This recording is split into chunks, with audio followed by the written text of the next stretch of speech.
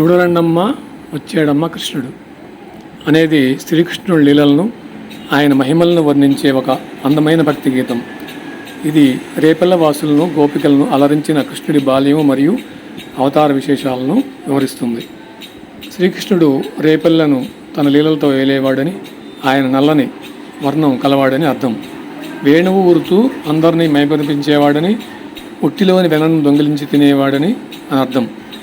కాళింది నదిలో కాళీయుడు అనే సర్పం పడగలపై నాట్యం చేసిన సాహసి, అల్లరి చిల్లరిగా ఉండే గడుసువాడని కూడా అర్థం. గోవర్ధన పర్వతాన్ని తన చిటికెన వేలిపై ఎత్తి గోకుల ప్రజలను వర్షం నుండి రక్షించిన బుల్లోడని కూడా భావం. కిటుకుల కిట్టయ్య గోపికలు స్నానం చేస్తుండగా చీరలు దొంగిలించిన వాడు, అలాగే తన చిలిపి లీలలతో అందరినీ మురిపించేవాడని కూడా అర్థం. రాధతో కలిసి ప్రేమను పంచేవాడని, పిల్లన గురవితో అందమైన సంగీతాన్ని వినిపించేవాడని కూడా అర్థం.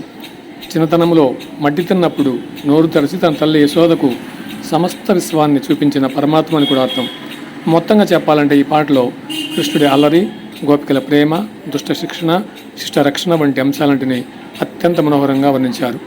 చూడరండమ్మ వచ్చాడమ్మ కృష్ణుడు అనే పాటని మన మందిరంలో చక్కగా చాలామంది భజనలు చేస్తూ ఉంటారు. వీడియో నచ్చితే లైక్ చేయండి, షేర్ చేయండి, కామెంట్ చేయండి. కొత్త వారైతే ఛానల్ని సబ్స్క్రైబ్ చేసుకోండి.